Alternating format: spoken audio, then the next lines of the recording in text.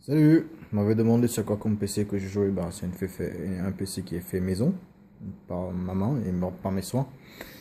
Bon, bah, je vais vous le présenter un peu. Donc là, j'ai trois écrans de 27 pouces, Full HD chez Asus. Un- Mon clavier de côté gauche, c'est un G13. Donc mon casque, un Triton quoi, 7.1. La lunette 3D par Nvidia qui fournit mes cartes graphiques. Donc mon G19 ici, que j'utilise pas vraiment pour jouer, mais bon, c'est utile pour gérer tout ce qui est programmation. Ici mon G700, ma souris que j'utilise depuis 2 ans, qui fonctionne très bien. Donc là vous voyez ma carte son qui est reliée ici avec un micro externe. Donc un Sub Blaster 7.1, donc qui est géré sur bon, je verrai pas sur les satellites qui est branché sur le Logitech qui est là. Donc vous verrez l'application basse plus tard.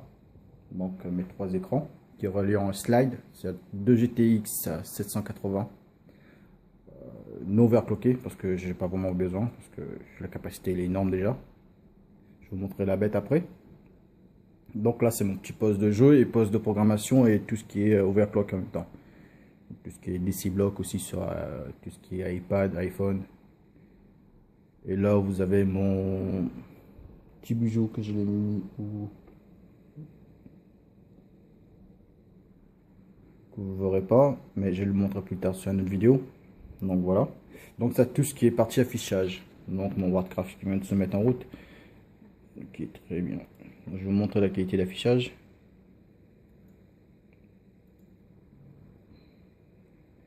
Et la vitesse de démarrage du jeu. Et surtout l'affichage du vidéo qui est surprenant. Donc voilà, tac. Il se met en route. Il va prendre en charge le démarrage. Donc, pour ceux qui connaissent, qui jouent avec moi, qui me connaissent, je joue sur le serveur Drektar. Et puis, depuis quelques années quoi.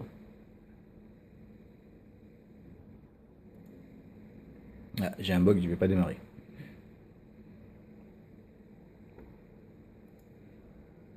Bon bref, tant qu'il décide de se lancer, j'ai des mises à jour donc on va le laisser faire. Et je vais vous montrer la bête. Voici la bête. Donc c'est un PC, un boîtier qui est chez NZXT. Donc c'est la dernière version qui vient, c'est l'avant-dernière. Qui est très bien pour ce que je fais.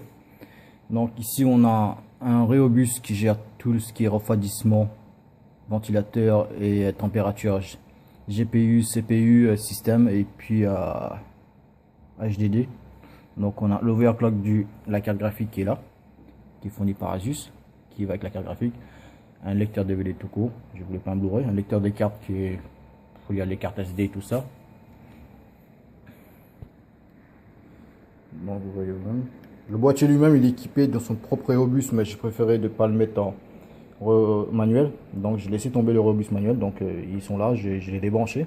Mes ventilos sont gérés automatiquement par le Rheobus de face avec son écran tactile qui est là, qui fonctionne très bien. Donc là j'ai jamais ventilos qui sont débranchés, mais bon, c'est les ventilos qui sont sur les portes qui est là. Donc la porte qui est là.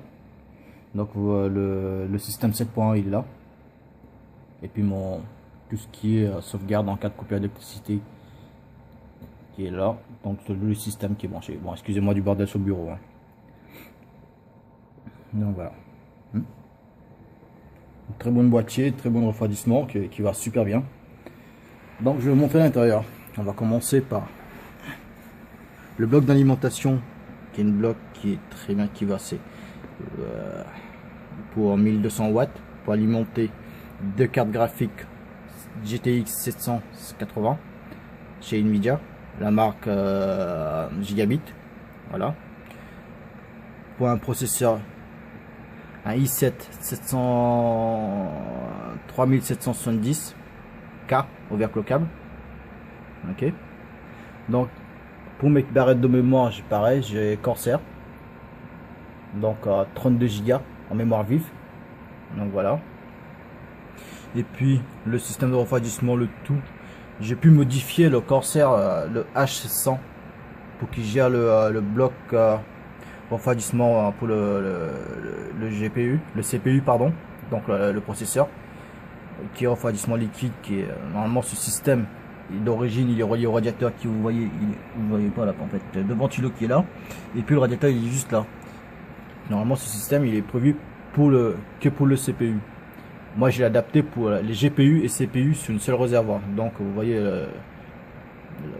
le circulement, le liquide refroidissement qui rentre dans les cartes graphiques, qui ressort et qui passe dans le réservoir qui est là. Ici. Donc voilà. Et là j'ai les 3 ventilos pour refroidir les barrettes de mémoire parce que je les monte en température pour un gain de puissance. Voilà. Pour l'instant je me suis limité à refroidir les processeurs, le processeur le i7 et mes GPU qui montaient quand même à 80 degrés parce que j'ai les écrans slide comme vous voyez ici. Le bon slide par Asus. Le prochain refroidissement que je vais adapter, ça va être la carte mère. Donc le bloc qui est là, le bloc qui est là qui va être refroidi par le refroidissement liquide. Donc le circuit qui va être sorti va être entré ici, donc la sortie qui va être là, qui va être reliée. Mais il faudra que je augmente la puissance de la pompe. Donc la pompe, ça va être plus Corsair qui va être. Je vais changer là. Je vais mettre un bloc pour le processeur et une pompe pour gérer tout ça un peu plus rapide. Parce que là, le fluide, vous voyez, il n'est pas très vite par rapport au gain de température. Je vais vous montrer après pour la température. Mais on ne dépasse pas les 50 degrés en jeu. Pour un IPS de 60, quoi. Donc ça fonctionne très bien. J'ai jamais de lag. Voilà. Ça montait par mes styles à moi. Donc voilà. Donc tout le système de refroidissement qui arrive sur EK. Une très bonne marque en water cooling. Et puis pour le site, bah, c'est le Doc Micro qui me fournit en toutes pièces de water cooling. Il y a un très bon site. L'expédition, quand on dit 48 heures, c'est 48 heures à votre porte. Hein. Donc vous payez, vous achetez aujourd'hui, bah, vous l'aurez après. Au niveau ventilation, j'en ai un ventilo qui permet de remettre pomper l'air qui est au-dessous, une en façade qui se trouve ici. Donc vous ne l'aurez pas parce que la lumière, voilà, vous l'aurez ici. Donc c'est un ventilateur de 140 en diamètre et un ventilateur ici qui est à 120. Et sur la portière façade qui est là, j'ai deux 220 et une de 250 qui est en LED bleu. Donc voilà quoi. Tout ça pour l'instant qui n'est pas overclocké. La machine est prévue pour l'overclock. Donc que ce soit le processeur, que ce soit les cartes graphiques, ils sont prévus pour l'overclock. Donc je ne suis pas mis vraiment pour l'instant parce que je suis en phase de test de température pour voir si vraiment le circuit suit par rapport à la pompe de Corsair. Parce que le H100 normalement il n'est pas prévu, on ne peut pas le modifier. C'est simple, on le démonte la platine cuivre qui est derrière et on retire, il y a une espèce de ventouse qui empêche l'eau de revenir. On enlève ça et ça permet de pomper un peu plus vite. Le circuit fonctionne un peu plus vite. Donc ça permet de pomper le réservoir qui est là. Si on laisse cette ventouse derrière, bah, il n'arrive pas à pomper en fait. Donc ça fonctionne très bien. Je trouve qu'il pompe assez bien.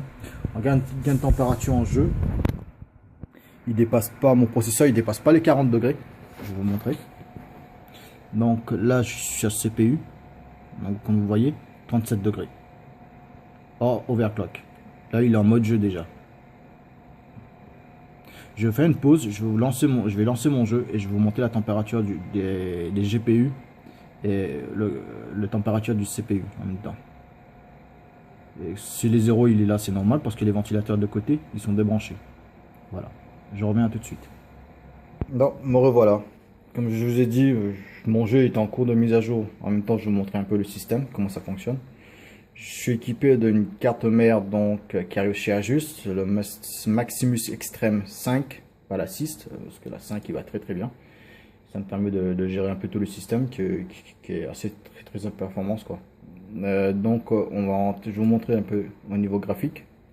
Donc le système lui-même il est piloté par Windows 7 Pro. L'indice vous voyez c'est l'indice 7.8 pour 2 cartes graphiques, ça va super bien. Je suis en 32 Go mémoire vive, voilà.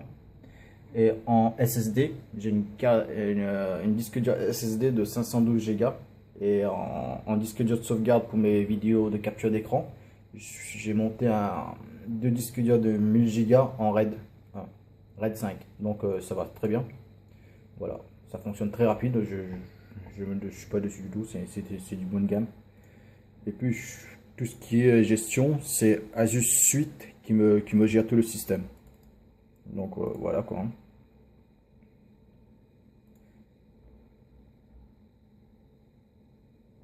Donc vous voyez le CPU, le DPU. Et je vais monter la température qui est indiquée.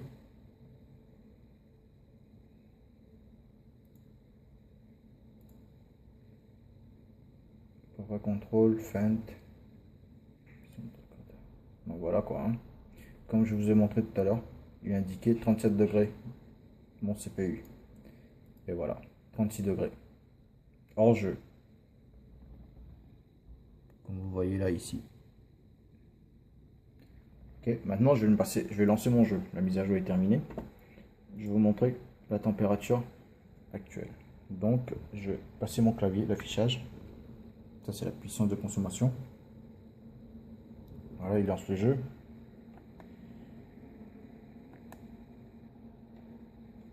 Hop. Voilà, je vais camoufler un peu la lumière que vous voyez un peu. Merde, c'est cette caméra. Désolé. Hein. Donc voilà. Pour l'instant 20% pour. Voilà, c'est mieux comme ça.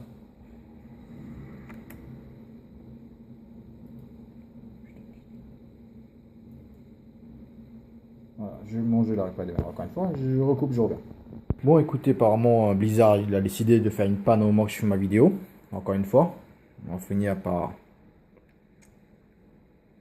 se faire chier avec eux, mais bon, c'est pas grave. Voilà, donc ma machine, voilà quoi, ma petite bête qui va très bien pour les captures vidéo et puis pour le jeu. Donc après, voilà quoi. Pour le serveur TS, j'ai créé mon serveur, donc un petit serveur domicile qui est là, monté sur Windows 7. 5 disques durs de 2000 Go qui gère le TS3 pour ma team et ma petite console PS3. Voilà. Voilà. Merci à vous et à bientôt.